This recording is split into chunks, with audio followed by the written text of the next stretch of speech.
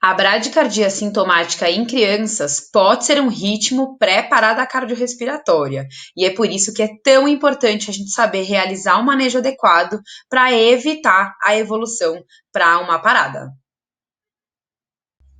Muito bem, então vamos começar a nossa aula sobre bradicardia sintomática em pediatria.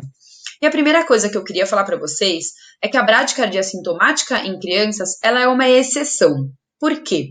Se você for olhar todos os fluxogramas de arritmias, tanto do PAUS, que é o suporte avançado de vida em pediatria, quanto do ACLS, que é o suporte avançado nos adultos, eles são todos muito semelhantes, com exceção da bradicardia sintomática, que é uma exclusividade dentro da faixa etária pediátrica. Por isso que é tão importante da gente saber, justamente por ela ser a exceção e por ela ter uma gravidade aí muito importante. Como que a gente vai definir, então, uma bradicardia?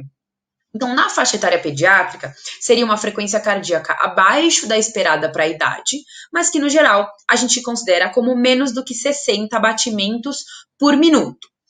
A gente pode classificar também essa bradicardia como primária, ou seja, doenças que são do coração, propriamente dito.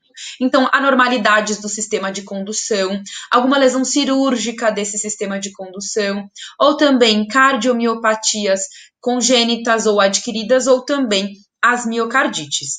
E também temos as causas secundárias, que são a maioria delas, sendo que a hipóxia disparadamente é a principal causa tanto de bradicardia quanto de parada cardiorrespiratória na faixa etária pediátrica e, portanto, não pode ser esquecida como uma das causas mais prováveis. Além disso, a acidose, hipotensão, hipotermia e também intoxicações. Além da causa da bradicardia, a gente pode classificá-la em relação aos sinais e sintomas.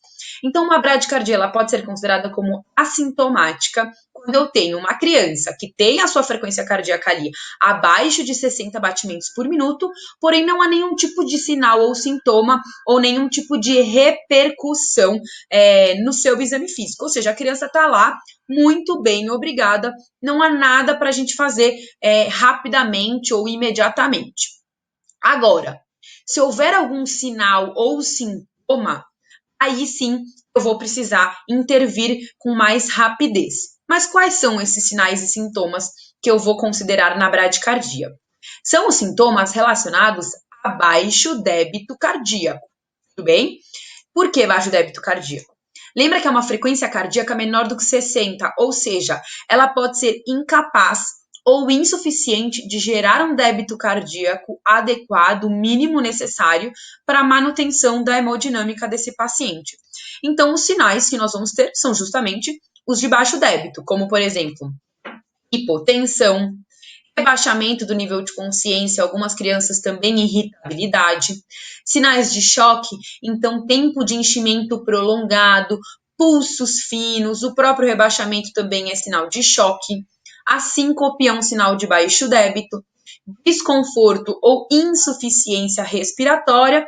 Em crianças maiores, a gente pode ver também dor torácica. Por que é tão importante a gente identificar esses sintomas numa bradicardia para poder justamente classificá-la como uma bradicardia sintomática? Lembra que eu falei para vocês que a bradicardia ela pode ser um ritmo pré-parada, ou seja, eu preciso intervir rapidamente para evitar que essa bradicardia evolua para uma emergência ainda maior, que seria a parada cardiorrespiratória. Ou seja, as nossas intervenções elas têm que ser rápidas e imediatas na tentativa de impedir uma PCR. Então, a bradicardia sintomática ela é considerada uma emergência, sim, dentro do pronto-socorro pediátrico. Então, se você tiver diagnosticado é uma criança que deve ser manejada em sala de emergência. Primeira coisa que nós vamos ter que avaliar essa criança. Como assim avaliar? Pode ser que essa criança já esteja internada, monitorizada, e você consegue identificar a bradicardia rapidamente. Mas, no geral, elas chegam de casa já com os sintomas. Então, vai ser uma criança possivelmente cianótica, com desconforto respiratório, com rebaixamento do nível de consciência, e é uma criança que você bate o olho e você fica na dúvida se ela pode ou não estar em parada cardiorrespiratória, porque possivelmente ela não se mexe, não tem nível de consciência e está cianótica com alguma frequência. Ou seja, se uma criança pode estar parada, a sequência de atendimento que a gente tem que fazer é em CAB, sendo que C seria a checagem de pulso, A é a abertura de vias aéreas e B as ventilações. Ou seja, se uma criança é admitida no seu pronto-socorro e você acha que ela pode estar parada, você vai checar o pulso inicialmente. O que acontece? Essa criança ela tem pulso central, porque ela é uma bradicardia sintomática, mas ela não é uma parada. A questão é que esse pulso ele vai ser um pulso muito lentificado. Ou seja, se o paciente tem pulso central, ele não está em parada cardiorrespiratória e, portanto, eu não devo iniciar de imediato as ressuscitações cardiopulmonares, ou seja, a compressão torácica, tudo bem? Ou seja, você palpou o pulso, mas o paciente tem pulso, ou seja, não é uma parada. O que a gente tem que fazer, então?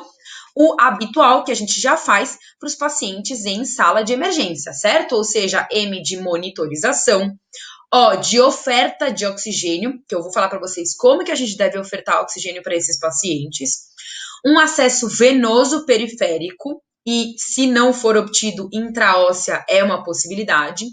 Eu deixei interrogado aí os exames laboratoriais, porque dentro da bradicardia sintomática, dificilmente a gente consegue coletar exames tão imediatamente na chegada do paciente, mas faz parte do nosso mnemônico do MOVID.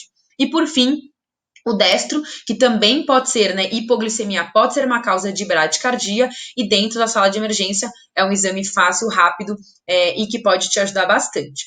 E seguindo então na nossa avaliação, a gente continuaria aí no nosso outro mnemônico, da avaliação inicial desse paciente, que é o ABCDE, sendo que o A, a abertura de vias aéreas, ou manutenção da patência da via aérea, o B, a respiração, o sistema respiratório, C, sistema cardiovascular, D, neurológico e E, de exposição. Ou seja, dentro de uma bradicardia sintomática, eu vou focar primeiro no A e no B, ou seja, na abertura de via aérea e na respiração. Por isso que a primeira medida que deve ser tomada diante de um diagnóstico de bradicardia sintomática é ventilação, com bolsa válvula máscara, também conhecido como AMBU, e com oxigênio. A gente vai fazer ventilações de resgate, como se fosse uma parada apenas respiratória. Então, nós vamos fazer uma ventilação a cada 3 a 5 segundos na tentativa de resgatar aquela bradicardia da criança. Muito bem. Por quanto tempo eu devo ventilar? Não existe muito bem definido ou determinado qual que é o tempo de ventilação, mas a gente sabe que em torno de 30 segundos a 1 ou 2 minutos no máximo é o que a gente faz e é o tempo necessário para observar alguma resposta. Mas qual resposta? O aumento da frequência cardíaca. Ou seja, esse paciente está monitorizado, monitor cardíaco, PA, saturação. Você está ventilando o paciente por 30 segundos a 2 minutos e você vai observar no monitor se a frequência cardíaca subiu para acima de 60 batimentos por minuto com a sua ventilação. Supondo que sim, a frequência cardíaca aumentou acima de 60 batimentos por minuto, então você vai só manter a estabilização hemodinâmica do paciente, continue a sua avaliação sistemática, então o seu ABCD continue a fazê-lo, mantenha a oferta de oxigênio, que pode ser via AMBU, bolsa válvula máscara, pode ser que o paciente precise ser entubado, ou pode ser que o paciente volte a ter drive respiratório e você possa colocar uma máscara qualquer, por exemplo, e considerará a avaliação de um especialista a depender da causa que você encontrou para essa bradicardia, tudo bem? Agora, vamos supor que o paciente não melhorou a frequência cardíaca, ou seja, ele persiste com a bradicardia apesar das ventilações efetivas. Lembra mais uma vez que a gente falou que a bradicardia é um ritmo pré-parada, então é nesse momento que a gente precisa agir mais rapidamente ainda e iniciar ressuscitação cardiopulmonar.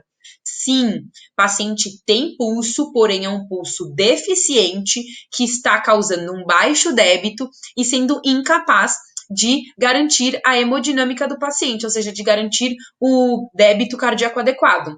E é por isso que nós vamos iniciar a ressuscitação cardiopulmonar nos pacientes em bradicardia sintomática que não respondem à ventilação inicial. E dentro da ressuscitação cardiopulmonar, vocês lembram, então, que a gente tem algumas coisas que a gente precisa garantir. Então, é como se a gente quase que mudasse de fluxograma e seguisse um fluxograma de ressuscitação cardiopulmonar de ritmos não chocáveis. Por exemplo, uma ESP, que é uma atividade elétrica sem pulso. Então, a gente tem que garantir as compressões efetivas com todos os parâmetros da nossa compressão. Garantir a abertura das vias aéreas e a ventilação. E lembrem-se de que agora não vai ser mais uma ventilação a cada 3 segundos. Vão ser ventilações sincronizadas com as compressões ou, se o paciente estiver entubado, ventilações não sincronizadas. A gente também tem que minimizar as interrupções até no máximo 10 segundos. E lembrem-se de que, como uma parada normal, né, como o fluxograma habitual de paradas cardiorrespiratórias, a gente precisa checar o ritmo a cada 2 minutos e a gente só vai interromper a ressuscitação cardiopulmonar se a frequência cardíaca for acima de 60. Porque mesmo que o paciente tenha pulso, né, você vai checar o pulso, mas é uma frequência cardíaca menor do que 60, você vai continuar fazendo a ressuscitação cardiopulmonar conforme é orientado no fluxograma. E as medicações? Quais são as medicações possíveis de serem feitas dentro da bradicardia sintomática? Então, a primeira e principal delas é a adrenalina ou epinefrina, assim como é a medicação de escolha dentro dos ritmos não chocáveis de parada cardiorrespiratória, e a atropina também é uma possibilidade de ser feita. A adrenalina ou a epinefrina, ela vai ser usada igualmente na parada cardiorrespiratória.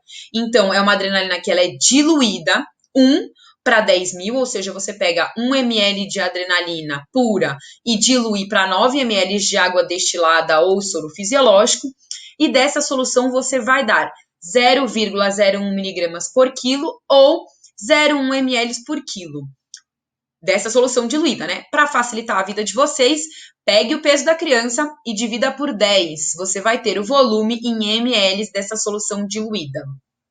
A adrenalina ela pode ser feita mais comumente tanto endovenosa quanto intraóssea e a gente repete ela a cada 3 a 5 minutos, igual a gente faz numa parada cardiorrespiratória. Agora, e a atropina, que é a medicação de escolha em bradicardias?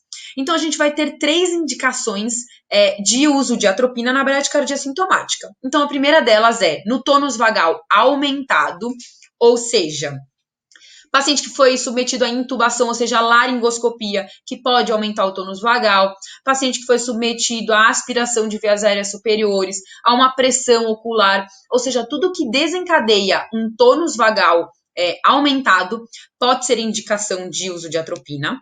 Uma intoxicação colinérgica por organofosforados, por exemplo, e os BAVs de segundo e os BAVs de terceiro ou BAVTs também pode ser feita a atropina. Não necessariamente o paciente vai responder, mas é uma tentativa de melhora da frequência cardíaca.